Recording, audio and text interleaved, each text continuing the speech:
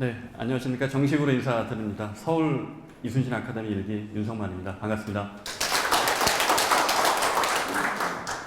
오늘처럼 이렇게 귀중한 자리에 이렇게 훌륭한 분들을 모시고 제가 이 분들 앞에서 이렇게 발표를 할 수 있게 된 것에 대해서 정말 영광으로 생각하고요. 제가 고민했던 부분들에 대해서 여러분과 함께 이야기 나누는 그런 시간을 갖도록 하겠습니다. 제목이 매력의 이순신입니다.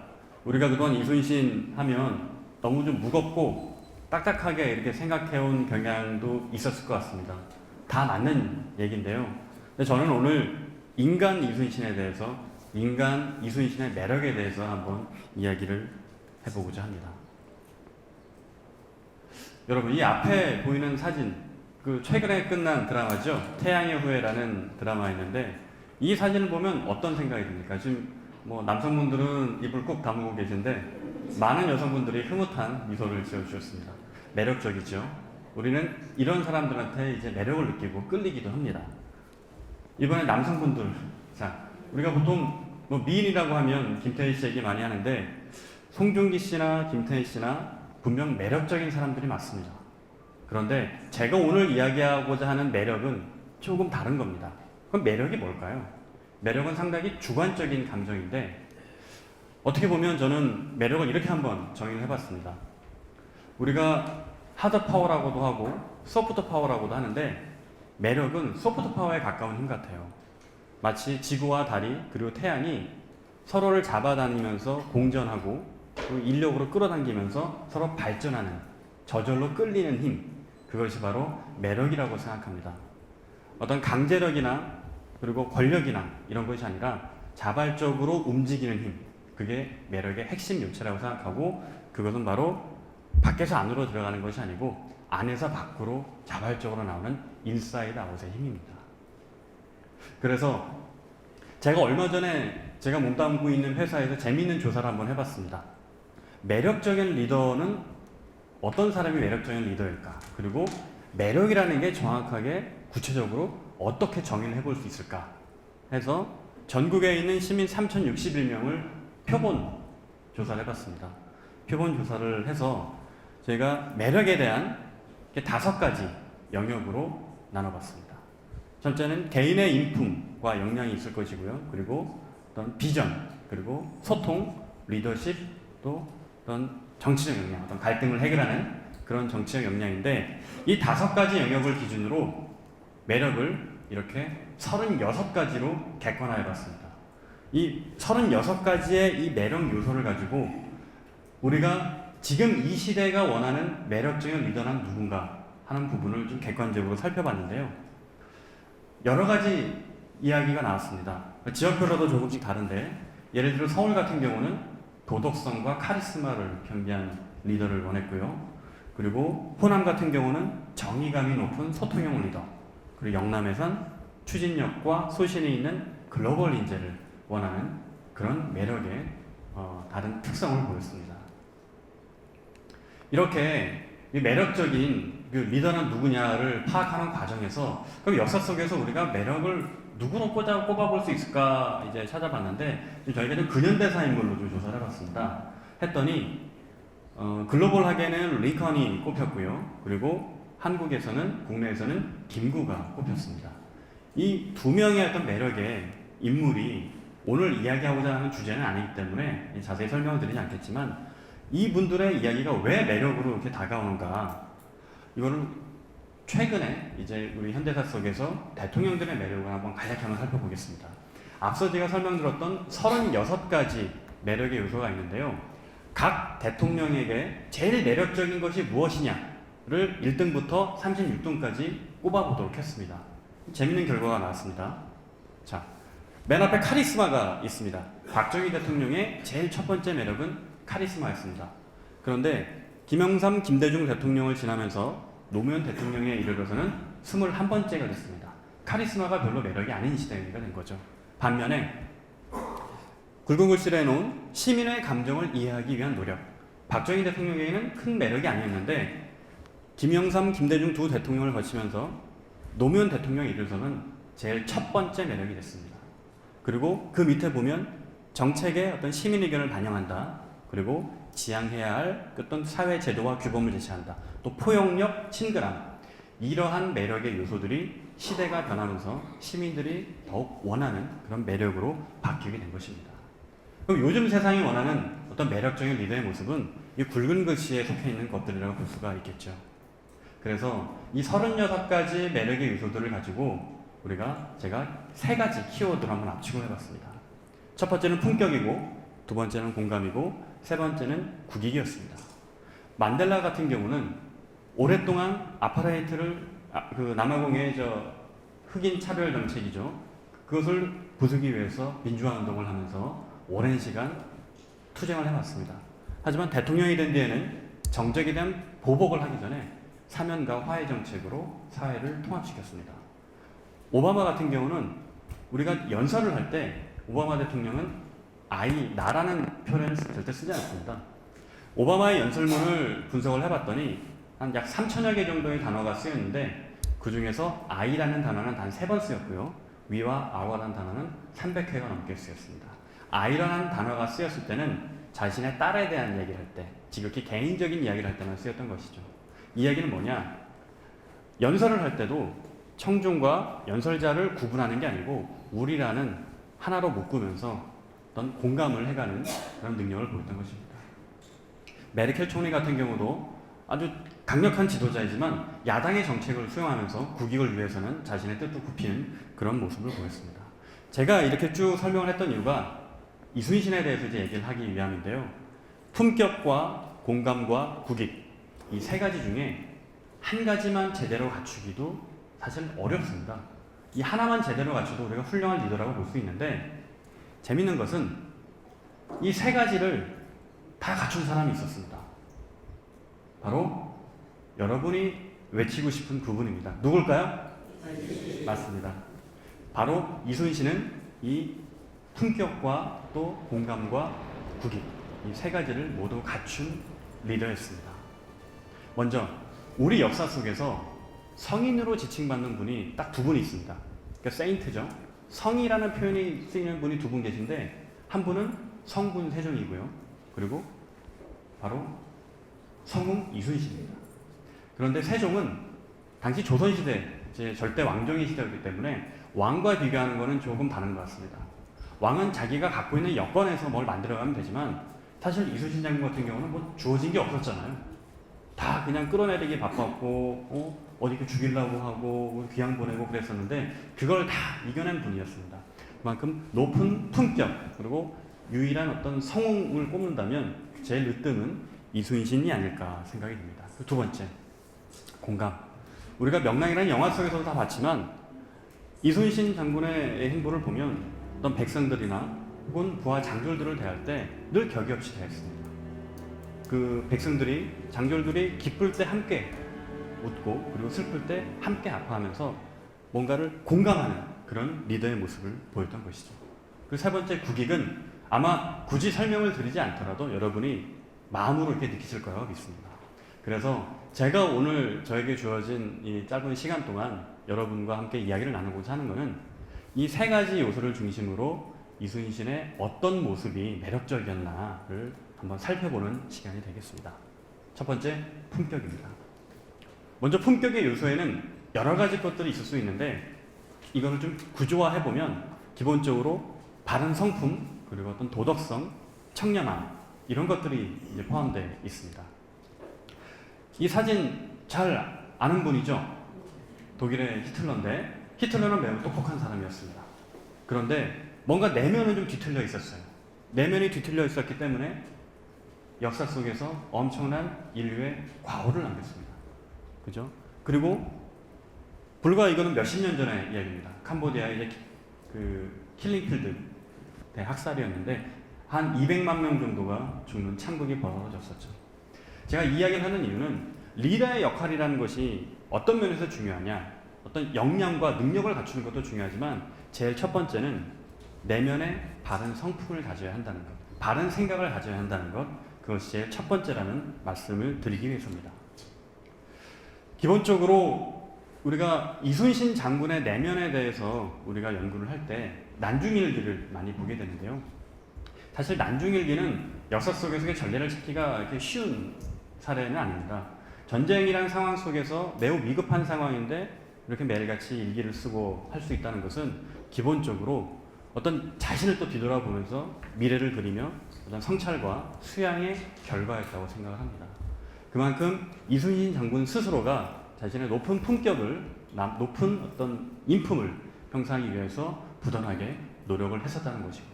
그리고 일기 곳곳에는 여기 제가 이제 인용해 놓은 것처럼 많은 고민들이 묻어나 있습니다. 그래서 저희는 이 난중일기에 나온 이순신 장군의 말씀들을 가지고 매력을 찾아보도록 하겠습니다.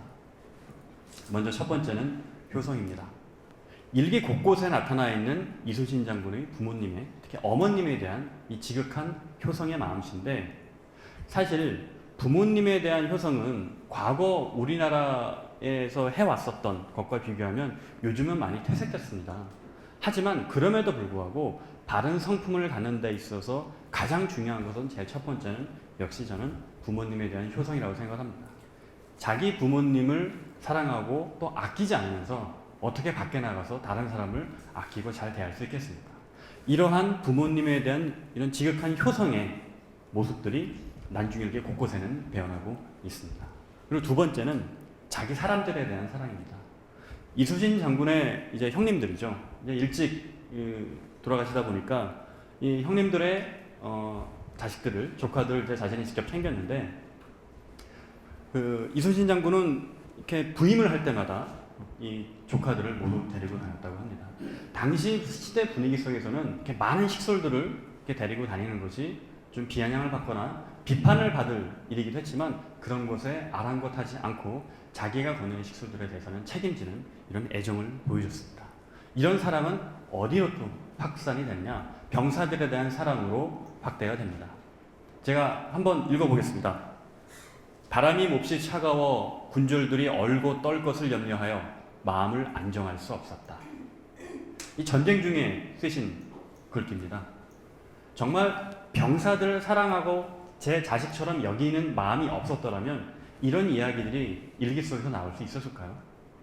또 저녁에 큰 비가 시작해 밤새 내리더니 마른 곳이 없었다. 거처가 괴로울 것이 무척 염려됐다. 이런 병사들의 사랑은 자기 편에서만 그치는 게 아니라 왜군에 대한 포용력으로까지 확대됩니다. 늦게 대청에 나가 서류를 처결한 뒤 투항한 외인들에게 술과 음식을 먹였다. 적군들에 대한 이런 넓은 포용력까지 볼 수가 있고요. 그리고 일기 곳곳에는 고결한 품격을 느낄 수 있는 글들이 많습니다. 권세 있는 곳에 아첨해 한때의 영화를 훔치는 것은 내가 제일 부끄럽게 여기는 것이다. 이러한 고결한 품격이 오늘날 수백 년이 지난 지금까지도 이순신 장군을 흠모하게 만드는 매력의 큰 요소가 아니었나 생각을 해봅니다. 얼마나 매력이 있었는지 심지어 이순신과 함께 싸웠던 왜군, 왜적의 적장까지 이순신을 이렇게 사모했다고 합니다.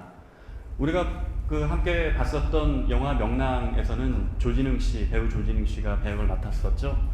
와키사카 야스히로라는 외적자인데요. 이렇게 이야기를 하는 게 후손들에게 전해진다고 합니다. 내가 제일 두려워하는 사람은 이순신이고 가장 미운 사람도 이순신이며 가장 좋아하는 사람도 이순신이다. 가장 흠모하는 사람도 이순신이며 가장 죽이고 싶은 사람도 이순신이다. 적군이었기 때문에 어쩔 수 없이 팔부리를 겨누고 싸워야 했지만 이순신의 매력에 도취될 수밖에 없었던 상황이었습니다. 그리고 두 번째, 공감입니다. 공감은 앞서 제가 매력의 요소를 살펴보면서 말씀드렸던 것처럼 시민들의, 타인들의 감정을 이해하는 노력과 소통과 포용력 같은 개념들이 포함되어 있습니다. 이순신 장군이 쓰셨던 난중일기 한 대목을 또 보겠습니다. 원우남이 한산도로 와서 원균이 한 못된 짓을 전하고 진중의 장졸들이 모두 배반함으로 앞으로 일이 어찌 될지 알 수 없다고 했다. 칠천량 해전이 일어나기 직전의 일인데요. 이 칠천량 해전에서 원균은 180여 척의 함선을 가지고도 일본에 대피하고 맙니다.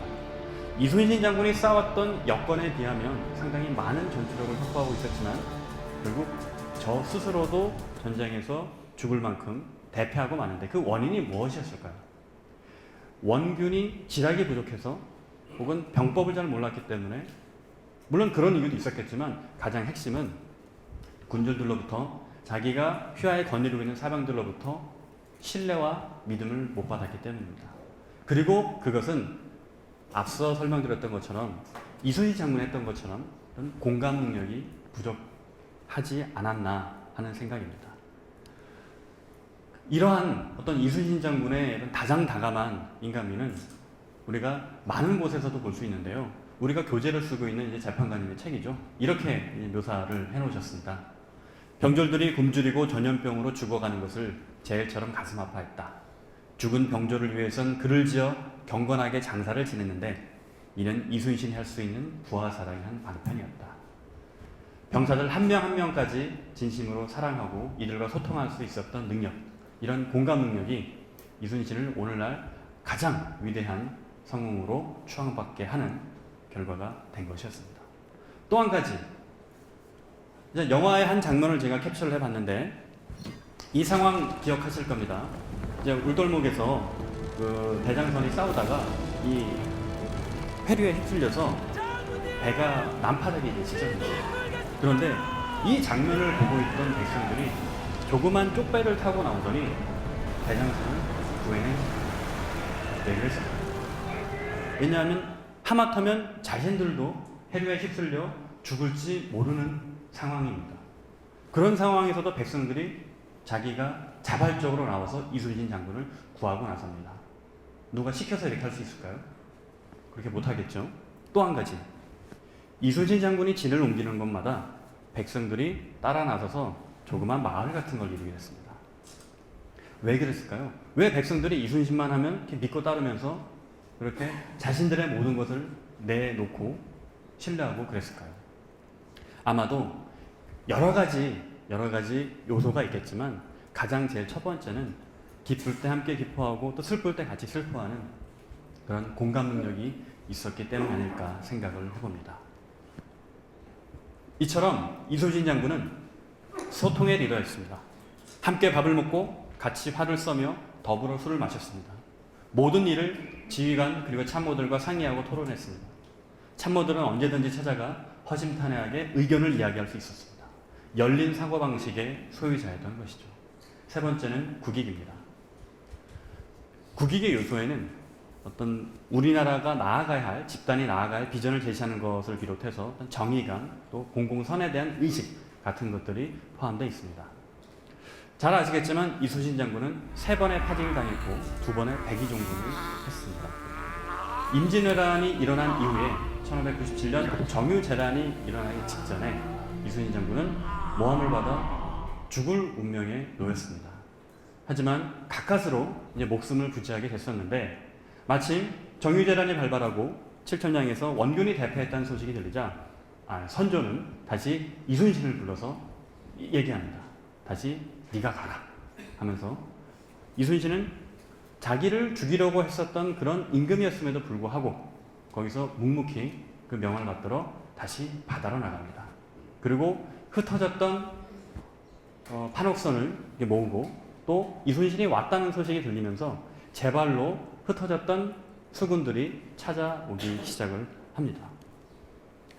그래서 이러한 어떤 국익을 생각하는 마음들은 여러 이제 역사적 사료에서도 이제 보여지는데 이 부분은 1592년 6월 14일에 사천포에서 왜군을 무찌르고 선조에게 올린 장계에 나오는 이야기입니다. 이 장계에 나오는 이 글들을 보면 이순신 장군이 임진왜란이 벌어질 것을 대비해서 얼마나 많이 준비를 해왔었는지를 알 수 있습니다. 여러분이 잘 아시는 것처럼 거북선 역시 임진왜란 직전에서야 완성이 됐던 것이죠. 그처럼 누가 하라고 해도 제대로 할 수 없건만 이순신 장군은 스스로 나라를 지키기 위해서 국익을 위해서 자신을 살신을 해왔던 것입니다. 그럼 이러한 국익의 요체는 무엇일까 생각해보면 임금이 아니라 백성을 향하는 그런 것이 바로 국익이었다. 이순신 장군이 선조가 다시 네가 바다로 가서 싸워라 라고 했을 때 자기를 죽이려고 했었던 선조에게 서운한 마음을 갖거나 혹은 그거를 반대하거나 하지 않고 바로 나가서 할 수 있었던 것도 이순신이 생각한 충성과 국익은 바로 그 대상이 백성에 있었기 때문입니다. 임금을 위한 충성이 아니라 백성을 위한 충성이었던 것이죠. 제가 이렇게 세 가지의 관점으로 이순신 장군의 이제 매력을 쭉 살펴봤는데, 그러면 이순신의 진짜 실력, 이순신의 진짜 능력은 뭘까? 많은 분들이 이순신 장군이 뭐 한 척의 배로 혹은 11척의 12척의 배로 133척의 외선을 무찌른 명랑대첩이나 뭐 한산도 대첩 이런 것들 이야기하면서 우리는 병법의 대가로서 이순신, 또 전략가로서의 이순신, 이런 부분에 많이 치우쳐서 생각을 하고 있습니다. 그동안 이순신을 연구했었던, 그리고 이순신을 현세에 소환해 왔었던 많은 전문가들이 그렇게 얘기하고 있습니다. 하지만 우리가 배우는 것은 그게 아니죠. 여기 앞에 계신 김종도 재판관님을 필두로 해서 우리가 연구하는 것은 이순신의 내면이고 이순신의 정신세계입니다. 그리고 그 핵심을 저는 바른 인성, 바른 성품이라고 생각을 합니다. 이러한 리더의 가장 큰 매력은 바른 성품이고 바른 인성이라고 말씀드리는 것이 제가 오늘 여러분과 함께 공유하고자 하는 메시지입니다. 그런데 대한민국은 지금 인성의 위기입니다. 대한민국은 그 어떤 나라보다 스마트하고 똑똑합니다. 전쟁이 60년이 지난 시점에서 대한민국은 세계 11번째 경제대국이 됐고요. 그리고 우리 학생들은 세계 각종 이런 올림피아드 대회나 이렇게 나가면 늘 성적은 최상위권입니다. 그런데 아이들의 행복지수는 꼴찌입니다. 그리고 우리가 살고 있는 이 사회, 과거에 우리가 갖고 있었던 것처럼 어떤 따뜻한 인간미 많이 잃어버렸죠. 더불어 사는 이런 능력도 많이 퇴색했습니다. 그러다 보니 학교에서 아이들이 배우는 것도 이렇습니다. 나는 사회생활에 필요한 질서와 규칙을 배우고 실천한다. 그리고 타인을 이해하고 존중하는 걸 배우고 실천한다. 프랑스와 영국 아이들은 10명 중에 6명이 자기들이 이런 걸 배우고 실천한다고 대답했습니다. 하지만 우리 아이들은 10명 중 2명이 채 되지 않았습니다. 사실 우리가 사회생활에서 가장 필요한 게 무엇일까요?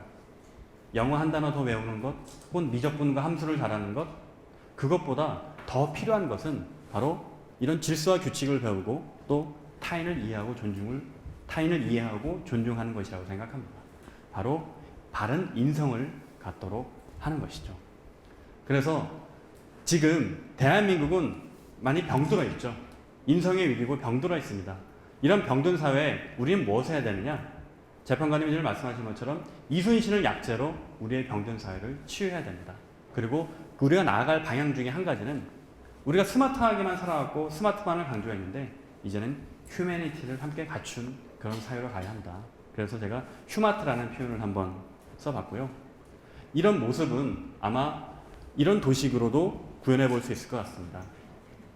어떤 개개인들이 희생과 봉사정신으로 자기 것을 내놓자라는 것이 아니라 자기의 성공과 자기의 이익을 최대화하면서 여기서 한 가지, 공공의 이익과 합치될 수 있는 저 교집합, 가운데 교집합이 커질 수 있게 이런 의식을 갖는 것, 우리 일반 시민들이, 개개인들이 할 수 있는 것은 바로 이러한 마음을 갖는 것이라고 생각을 합니다.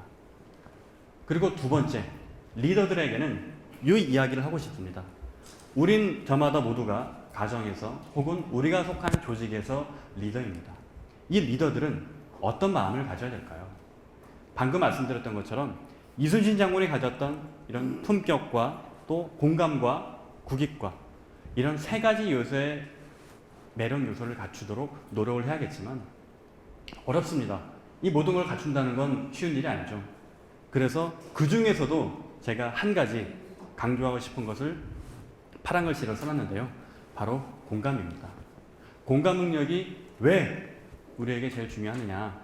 앞서 제가 제일 첫 번째 매력의 36가지 요소의 조사를 하면서 제일 중요하게 나왔던 것들이 시민의 감정을 이해하기 위한 노력이었다고 말씀을 드렸습니다.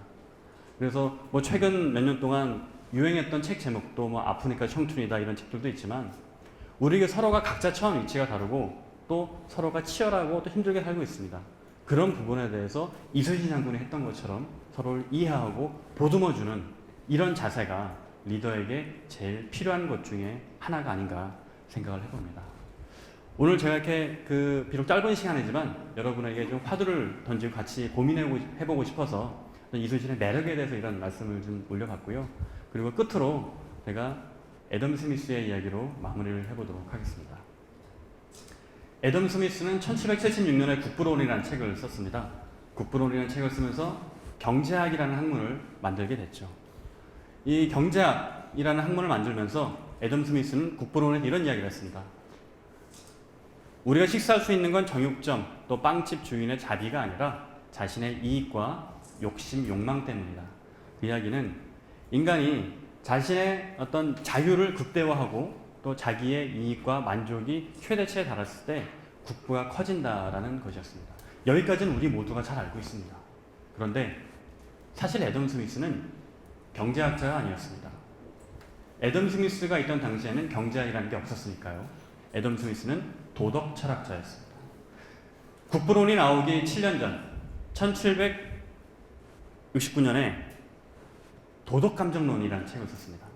이 도덕감정론이라는 책의 요체는 제가 오늘 쭉 설명드렸던 공감 능력입니다. 공감의 원리를 이야기하고 있습니다.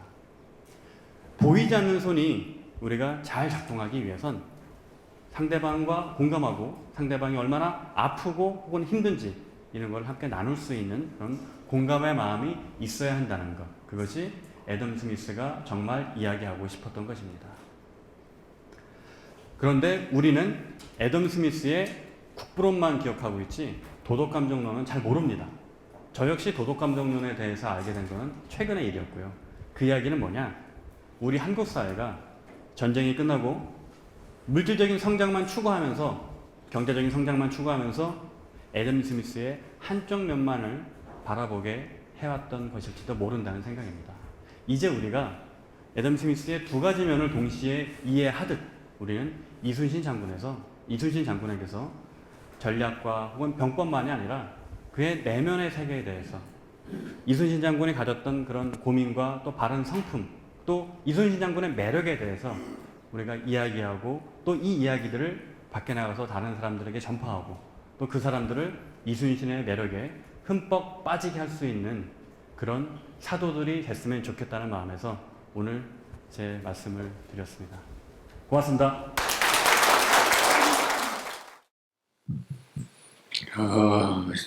여수에서 볼 때보다 뭐 이벤트는 없지만은 그래도 여기에 이렇게 많이 얼굴을 뵙게 되니까 약간 흥분도 되고 저는 기쁩니다. 여러분도 전국에서 모인 동지들 만나니까 기분 좋으시죠? 예. 이제 여러분들은 3기, 여수에는 2기고 다른 데는 3기인데 곧 말이죠. 다 함께 프로가 돼야 됩니다. 프로. 아마추어를 저는 양성하지 않습니다. 프로는 뭘 프로를 하느냐? 한다면 확실히 한 주는 프로가 필요합니다. 이순신 정신을 우리가 한번 펴서 내가 사는 이 사회를 건강하게 만들겠다고 서원을 세운 이상 우리가 한번 해봅시다. 그래서 여러분은 그냥 그때 그 아카데미에서 내가 참 이순신을 잘 배웠어. 거기서 끝난다면은 제가 너무 손해잖아요. 세상은 이대로 가면요. 병들어 죽습니다. 우리가 너무나 물질적 가치만 좋은 줄로 알고 그 물질적 가치의 가장 앞에 선 것은 돈과 권력입니다. 이 돈과 권력과 관계되면은 어떤 일도 합니다. 양심도 버리고 나라도 팔아먹을 수 있단 말이죠. 여기에 병이 들면. 그러나 그리고 또 거꾸로 돈하고 권력하고 관계없는 일에는 내몰라라 한단 말이죠. 세월로 그래서 일어난 거 맞죠? 선주는 선주대로 돈하고 관계없다고 내몰라라. 선장 선우는 관계없다고 도망가고 구조해야 될 공무원들은 관계없다고 안 났습니다.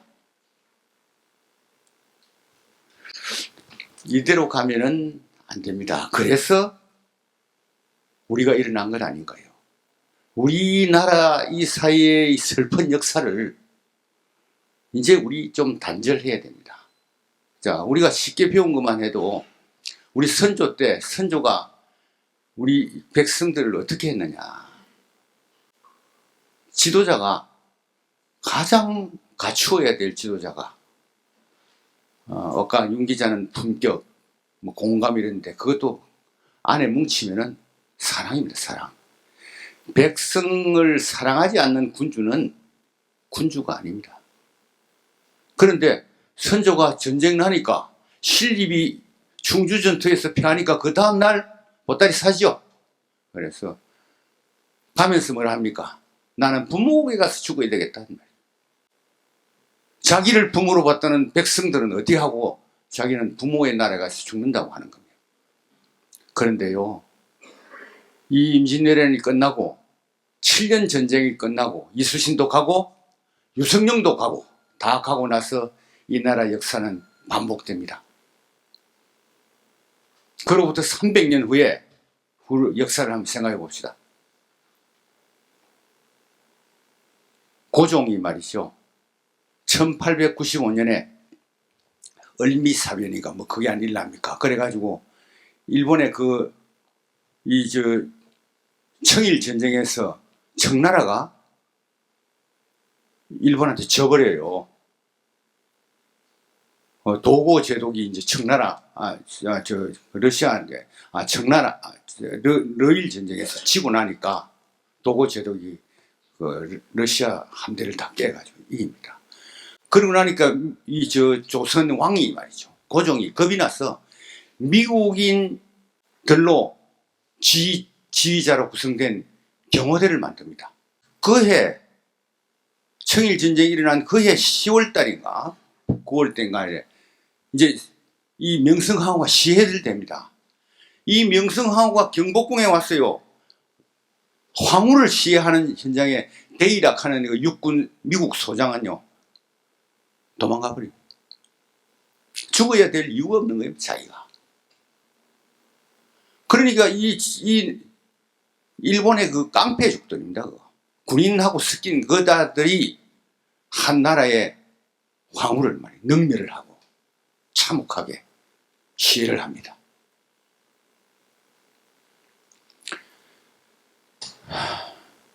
고종은 그렇게 생각이 못 미쳤을까요? 그리고 10년 후에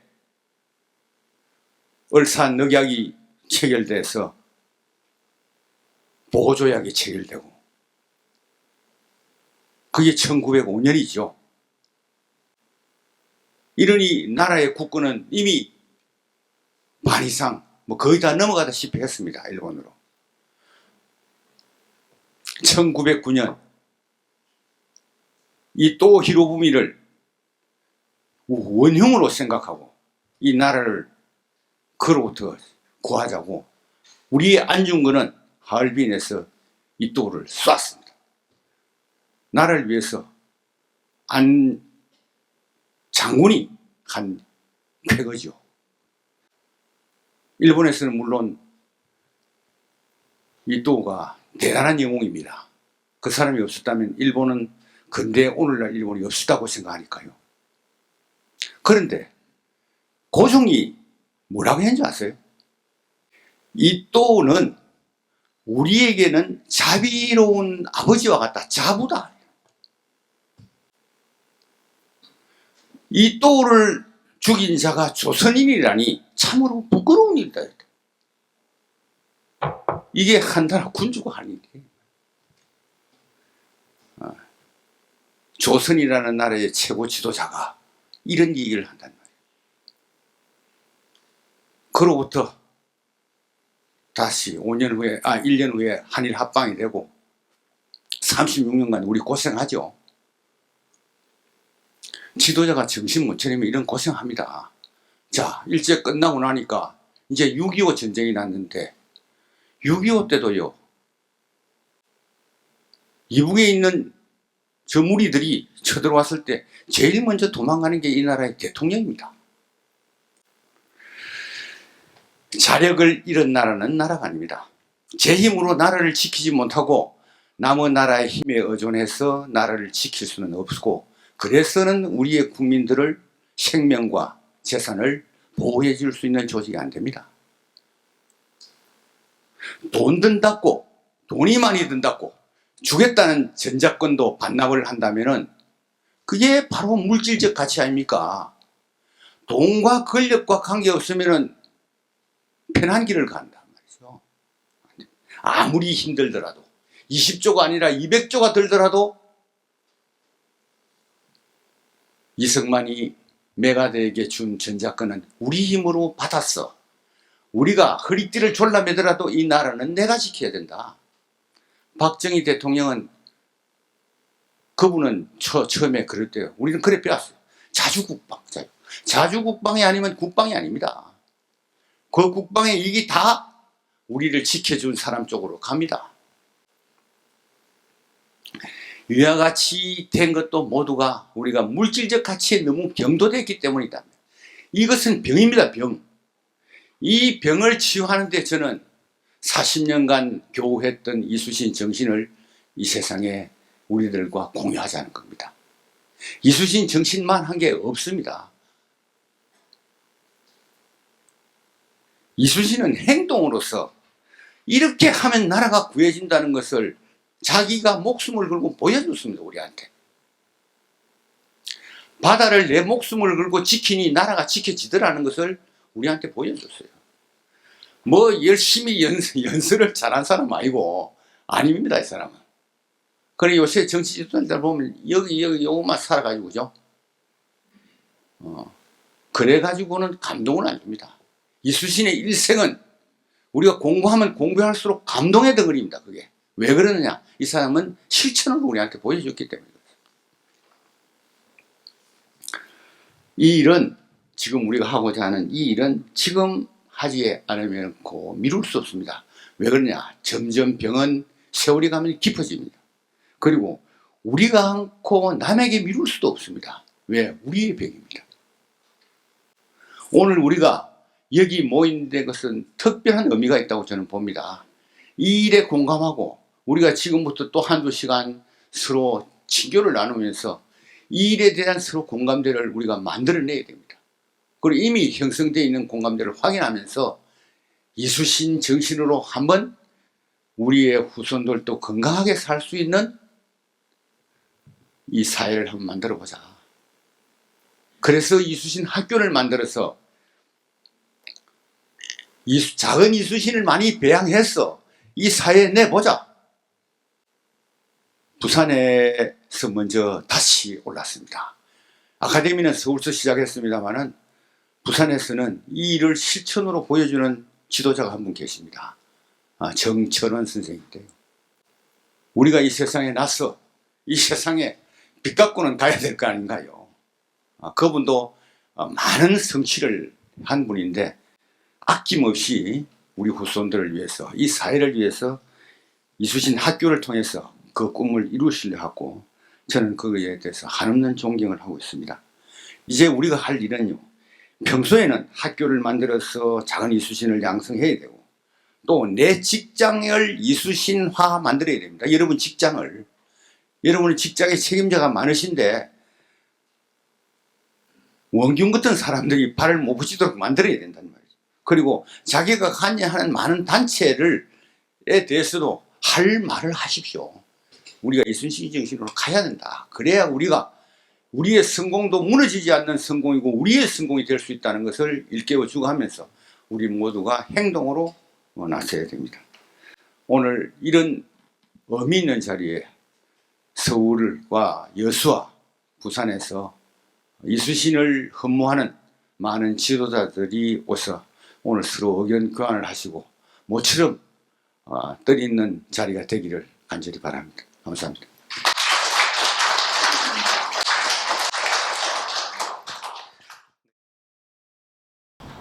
충무공 전 상서, 충무공의 뜻을 쫓아 서울, 부산, 여수 각지에서 모인 이순신의 사도들은 2016년 6월 11일 충무공의 성령 앞에 인사를 올립니다. 백척 간두의 나라를 정의와 자력의 금으로 구하시고 생의 마지막 순간까지 구국의 일념에 몰두하셨던 공의 서거가 올해로 418주년을 맞습니다. 생전 수많은 고초를 겪으면서도 나라와 부모의 충과 효로 백성과 군주에는 사랑과 의의를 다했던 공의 정신은 무사한 일에 빠진 저희들의 영혼을 깨어나게 해줍니다.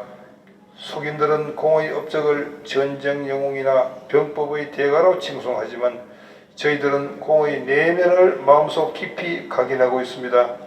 공께서는 국민에 대한 충분한 사랑, 맡은 일에 대한 지극한 정성, 그리고 정의와 자력에 뿌리를 두고 각종 리더십을 발현했던 대인격자입니다. 수천 년 후대의 역사에 길이 기록될 공의 업적과 보살핌으로 이 나라는 세계의 경제대국으로 많은 나라가 따르고 싶어하는 선진국으로 발돋움하고 있습니다. 그러나 물질적인 성장에만 치우친 나머지 공동체의 가치와 미래의 목표를 잃어버리면서 지금 한국 사회는 역사의 거대한 흐름 속에 표류하고 있습니다. 무엇보다 공께서 목숨 바쳐 그토록 지키고자 애썼던 나라의 혼불은 물질적인 가치에만 경도된 지도층의 무능과 부패의 폐설로 인해 수중 깊이 자초하고 있습니다. 여기 모인 이순실의 사도들은 공의 정신을 받들어 위기에 빠진 대한민국을 바로 세우고 이 사회에 만연한 고질적인 질병을 치료하고자 합니다. 국가의 위기 속에 오직 국가와 백성을 향한 충의 마음을 지켜내셨던 공의 깊은 내면을 조우하고자 김종대 선생을 모시고 닷을 올린 지 3년입니다. 40년간 판관에 봉직하며 시류에 휩쓸리지 않고 고든 길을 걸어온 그 공의 정신을 말이 아닌 행동으로, 머리가 아닌 가슴으로 실천했습니다. 저희 이순신 사도들은 공의 정신을 드러내주신 선생과 함께 병든 사회를 치유하고자 사랑, 정성, 정의, 자력이라는 공의 정신을 널리 알리는 데 성심을 다하겠습니다. 공의 성령이 깃들어 있는 이곳 현충사에서 저희들은 성심을 다 바쳐 이 나라의 혼불을 다시 찾겠다는 제2차 송원의 결의를 다시금 장결을 올립니다.